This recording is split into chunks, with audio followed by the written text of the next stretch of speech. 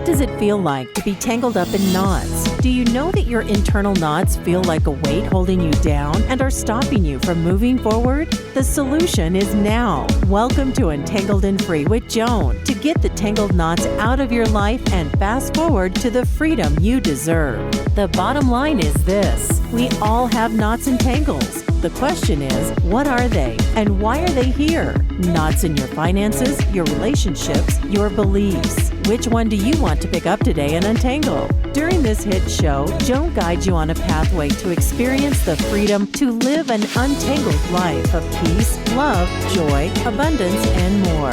Maybe you don't even know where to start. Let's start together now on Untangled and Free with Joan.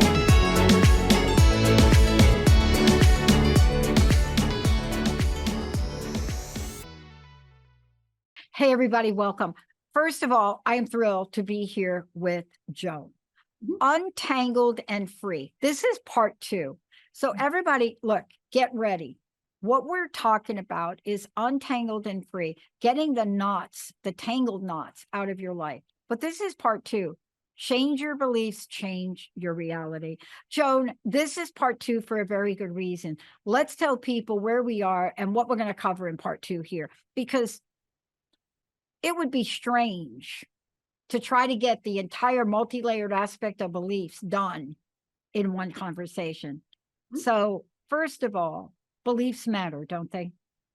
They do. And we talked about that a lot on our last show, and hopefully I convinced you. So go back and re-listen to that as well. But yeah, there are several things, that the reasons why beliefs matter, because a lot of that, I mean, you can change a reality by changing your beliefs. And so today, thank you guys for listening. It's going to be a powerful day because I want to talk to you about the transformation that can happen when your subconscious beliefs are in alignment and supportive of your conscious goals.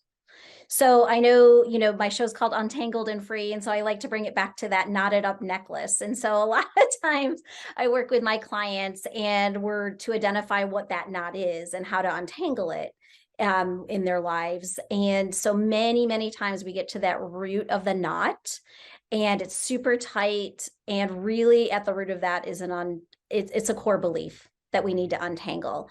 And luckily I have a process that can help you identify this belief, but also change it. And then it helps you move forward in life and have that sense of peace, love, joy, abundance, prosperity, all that good stuff. So in the end, you can create and manifest the reality you want. And I can help you do that in the process.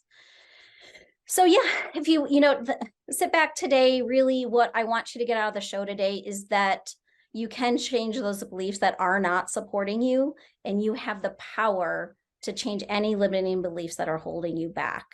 And so today I want to go through some examples, some things that I have seen, or some examples that you go, oh, that relates to me.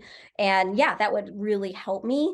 And then I'll explain to you at a high level the process I do with you to help change those beliefs. So if you're thinking, I want to just tell you a story or an example. So, and Dr. Pat, I'm not sure if you have a different example, but so say you had this big aspiration. I don't know if you had a big aspiration or goal as a child. So to be an Olympic swimmer or CEO of a big company or even president of the United States. Did you have any of those? Absolutely. So let me just reflect what they are. It wasn't until I was older, 18-ish, and my first job and my exposure to geniuses in Bell Labs. And I walked away from there one day down the hall with Linda and I said, I'm going to get a PhD. And my reasonings for that had nothing to do with a PhD. It had to do with getting to know these people that were brilliant people, but they were regular people. They taught me how to juggle. They taught me about sound and frogs. They taught me how to play ping pong. So my belief was all of them had a PhD at the end of their names. I couldn't even find their mailboxes, but they had fun. My belief was if I have that PhD at the end, I'm going to have fun in life. So it wasn't a limiting belief. Yours was yours was a supportive belief, right? It was supportive. It Right. was supportive. Yeah. Now, that's a big, big one. Mm-hmm. But if you're growing up as a kid and you're mean and you stutter and you're learning different, Mm-hmm. the word stupid was Ugh. very often Mm-hmm. like right after my name. Okay. So you see, they're two different ones, aren't they? Yeah. So in your example, you had this, like, so say you wanted, your goal was to get your PhD, right?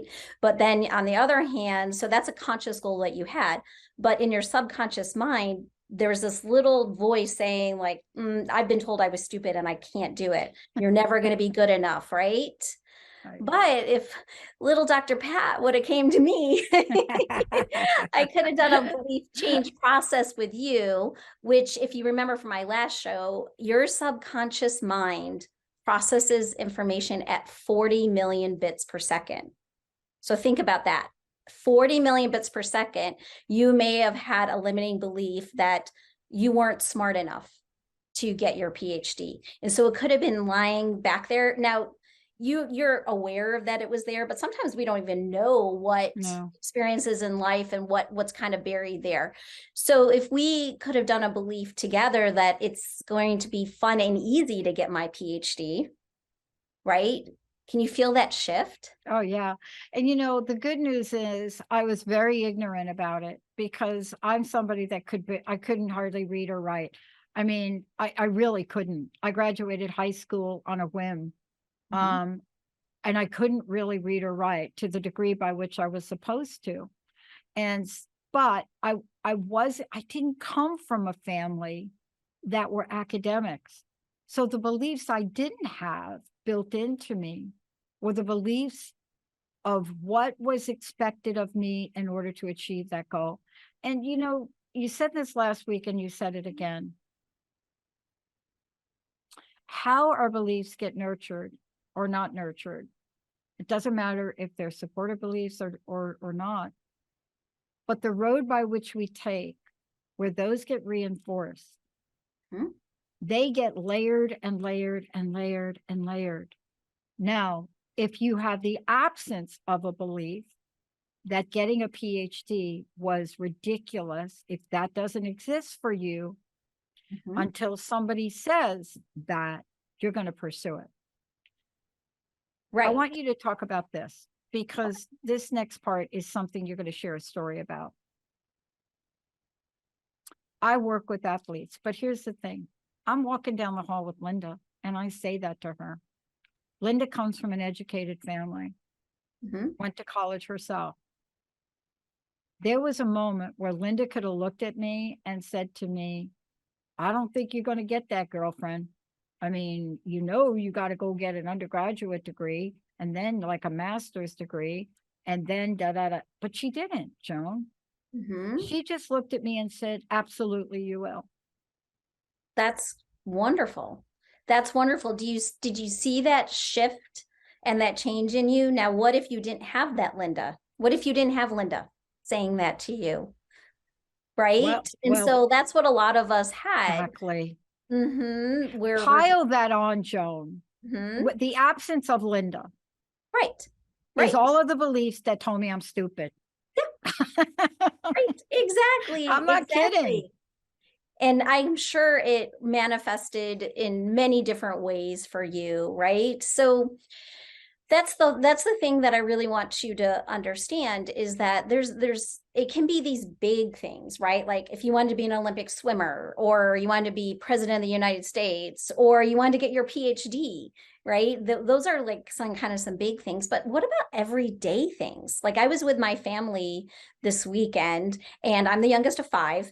And my oldest siblings are 11, 10, and 9 years older than me. So they kind of have a different childhood than I had. And so what I realized is some of my siblings have a fear of being on or driving over bridges. I don't have that fear.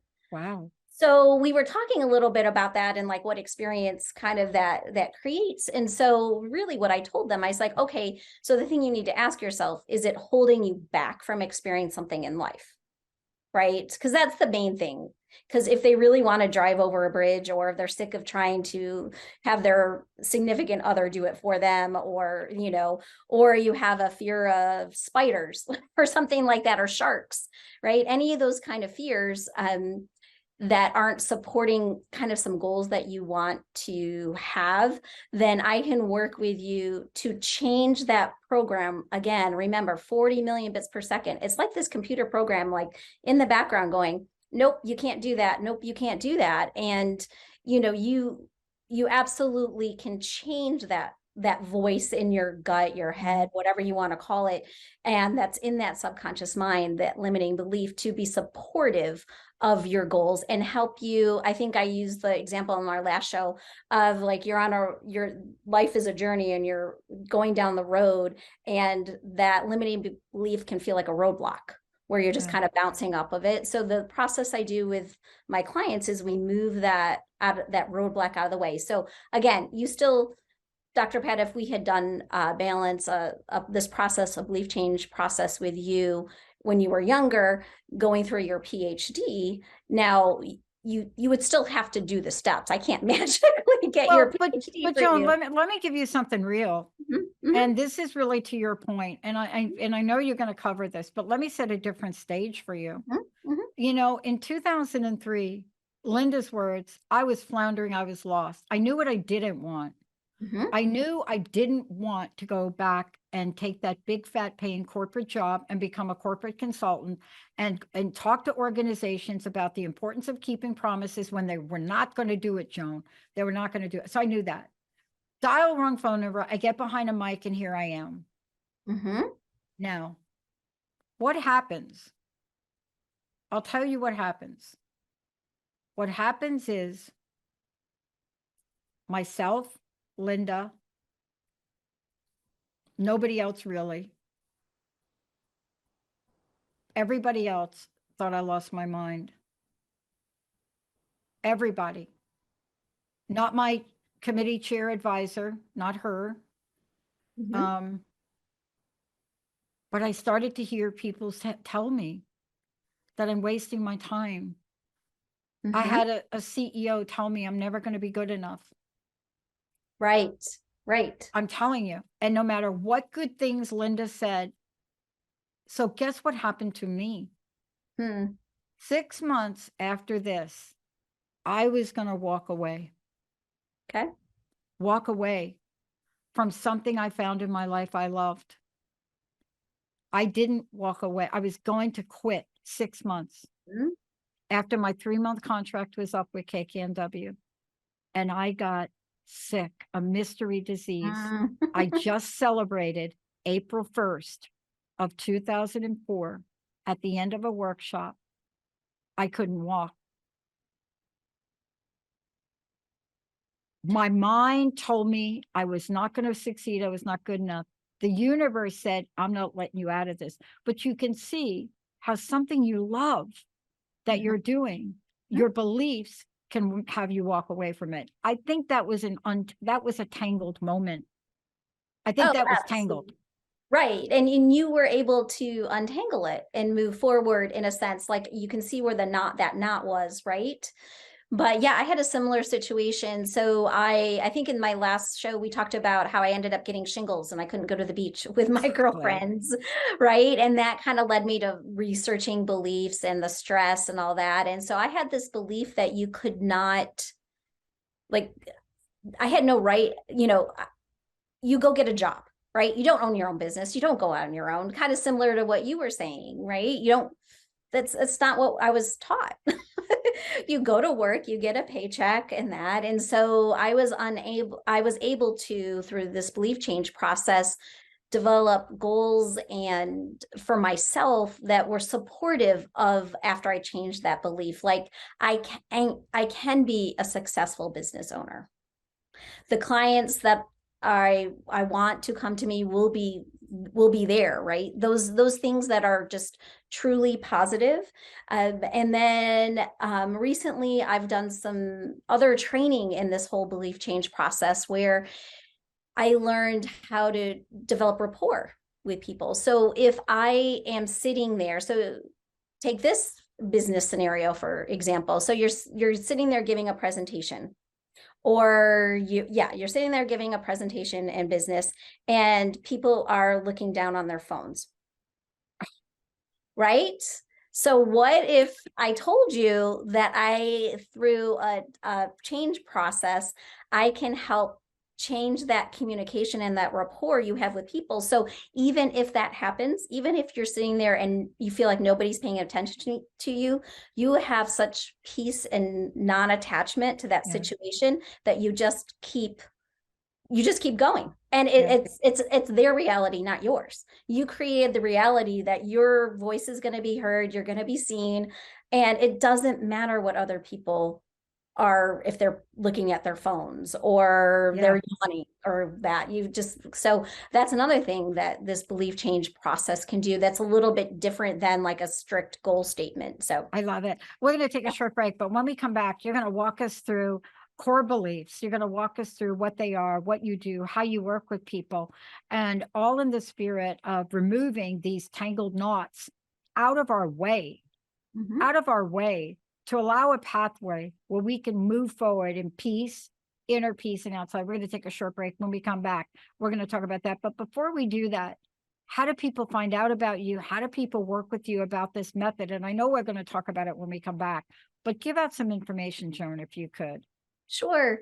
The best way to work with me is to go ahead and go to my website, Mindfulness with Joan, and you can reach out to me. There's a form, just reach out to me. We can schedule a 15-minute call.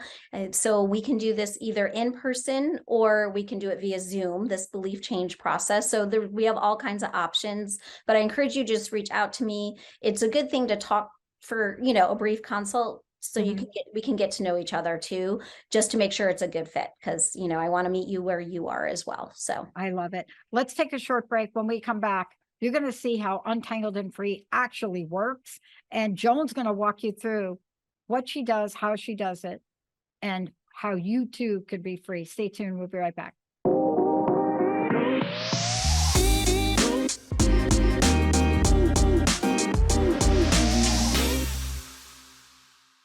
Hey, everybody, welcome back. We're going to get right to this with Joan. Look, Untangled and Free. Let's give us a rundown of what some of the top core beliefs are that get us caught up, get us tangled. Sure. And remember, as I'm saying these core beliefs, these are narratives that could be running through your subconscious mind at 40 million bits per second. So just kind of keep that when I say some of these things. So self-esteem.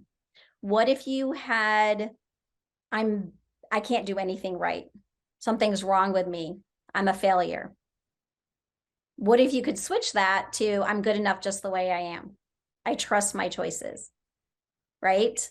Perfect. Personal power, right? Something along the lines of nothing ever goes right for me. Everyone is out to get me. Yes, those are some things that kind of go through my head sometimes from my childhood, right? Everyone's out to get you. You got to be careful. So what if you could change that narrative to I'm in charge of my own life?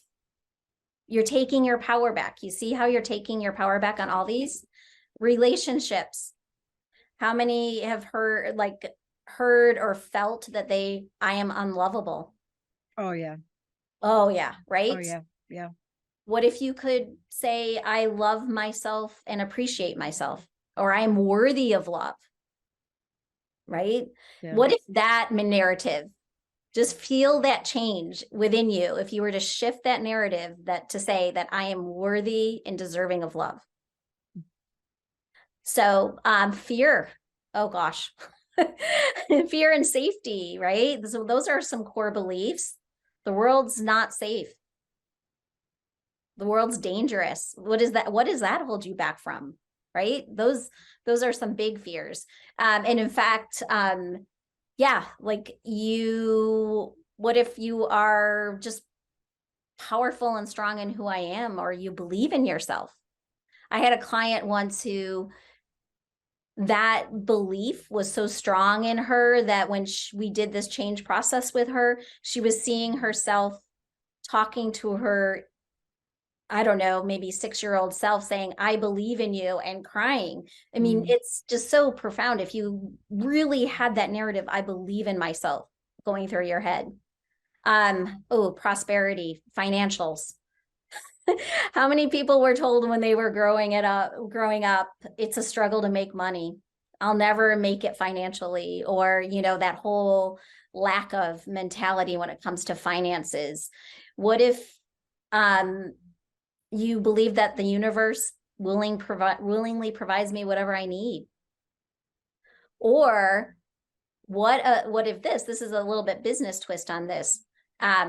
Business, say you could do something like, business success is not financial success, or success is not based on, business, you being successful in business, something along those lines. My worth as a person and my financial worth are two separate measures. Yeah. So money doesn't make me worthy. Oh, and then huge category here where I can help immensely is your health in your body. Oh my goodness. Right? I'm always sick. I hate my body and the way I look. I just learned a belief change process where I can look, you can do a relationship change with yourself in the mirror and have that body image. I think so many people would benefit from this, right? Yeah. You are actually seeing yourself and talking to yourself and improving that relationship with your body image. Yeah. I mean, what you're talking about now, the statistics are out, Joan. So what we know today is the impact of the past several years. Not just like talking about it, statistics, women, just absolutely the numbers on women that could literally use your help right now with this, because the amount of beliefs that have been piling up to hold them back from being the best the numbers and the statistics are unprecedented. And what I hear you saying is, there's a way I can help people shift these. Yeah, there absolutely is. And you guys are probably like, okay, you're going to actually tell me how this process works? What does it look like? And hopefully you guys are saying, can I do this right now? Like, can we do it? So the process is actually called Psyche. It's a process developed by Rob Williams back in 1988.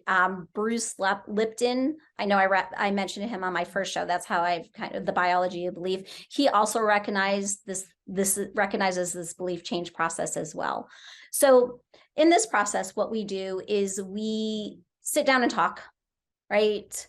And literally, I'm going to sit there and talk to you about not your past. That's what I love about this process. I don't care what happened in your past. I'm going to be asking questions. What would you rather experience? What are you currently experiencing? And what are you rather experiences? And so what we do is then we come up with what I call it like a lighthouse statement, a goal statement, like a positive affirmation on steroids.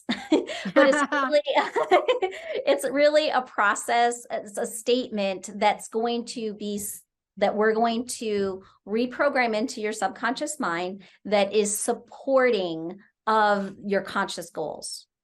So those are some of the beliefs, like I am worthy, I believe in myself, those kind of things.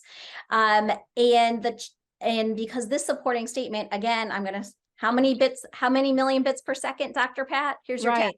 Right. I mean, the fact that if everybody could just take this in right there, this bit of information, they will understand how important it is to have tools to make adjustments. And it's not just what we're taking in on our own, Joan, but it's all the other information that we subconsciously are bombarded with, right? So, yeah. It's life experience. It's life experiences. And so, yeah, so this statement that we're the change process, and this is what I want to reiterate to everybody, it's a non-invasive process. So it's not like we use a lot of muscle testing. So, and the thing I love the most about Psyche is we have you get answers. There's a pre-test and a post-test. And so, you know, if the process worked, and we do it together, I hold the space with you. And what you are doing is you are really talking to your subconscious mind and integrating that statement, that new belief into your entire being. Like it, you can feel like, I can't tell you how many experiences I've had when I've been holding that space for people. And you know that it, now you believe it. And so, and then then after that is where all the magic happens, because, you know, once you believe this, and this is this whole change, this whole new feeling that you have in your, again, your entire being. It's not just your mind, it's your physical body, it's the way you carry yourself, the way you feel. And so what we do is we test to make sure now you believe this goal statement that you didn't believe before, but then we create those action steps. Because remember, I can't make you an Olympic swimmer. I can't get you your PhD, but you can do it now. And it's going to feel, you're going to realize the full potential of you and the full resource potential you have available to get to that goal that you want. There's nothing going to be holding you back. Yeah. In fact, I always call it this snowball effect, where you'll see one thing, and then I promise you there will be so many other things in your life. You're like, oh, okay, well, that's happening now, and that's happening now, or they call them secondary gains. I call them snowball effect. So, so that's literally the process. It's the other thing that I love about it. It's simple, and yet you get concrete answers, and just stay open and curious. And it's a lot of times it's fun too, because you can see and feel how it's transformative it can be. Yeah. And the other thing is, let's just talk about this for a minute. It's, you know, one of the things that I want to get back to what you said is, when we take these things in, we're not taking them in at one layer. We're taking them in. We take that belief in, it hits our body, it hits our mind, and it hits our soul. We're not just taking it in one place. And what happens is it could be like either a weed or a beautiful lawn that grows. It doesn't matter. Both are going to grow. One of them is going to become knotted up and get in the way of you wanting. The other one is going to literally provide a golf course, if you will, for you to get from one hole to the next. And I think that's the thing you're saying, that you can help people clear the pathway. Absolutely. The pathway is cleared. I mean, a fun story with this is that one of the clients I worked with, when she was restating her, you know, doing the change process, she kept seeing the color purple. Oh, she went home and she made stuff out of purple. She's seeing purple everywhere. In fact, I lost my blue pen and can only find a purple pen. I mean, it's stuff like that, where you're seeing, like, you're right, like the grass is growing, that golf course is being created, the weeds are gone. Like, you're just like, bring it on, bring on my purple world, right? And so, there's so many things that just are profound about the process again. And, you know, the nice thing too, that, and I think I've reiterated before, it's based on the neuroscience of consciousness. So it's and like I've said it a few times, but we pre-test and we post-test. So there's like, you know, or you don't know. And if it didn't quite happen the first time, then we go back and we do things. And so, and one other area that I really wanted to make sure that I brought up too is the area of addiction too. There's a lot that I can help with there, with changing beliefs around addiction too, which I know is been coming up in the last few years a lot. So because what we don't talk about enough are the underlying beliefs underneath the addiction. And those are that's the difference between whether you stay sober in recovery or not. Right. You know, once you take the journey of recovery, the work that you have to do, you have to do what you're saying. Joan, again, thank you for today. What's the best way for people to find out more about you? Sure. Go ahead and go to mindfulnesswithjoan.com. Pretty simple there.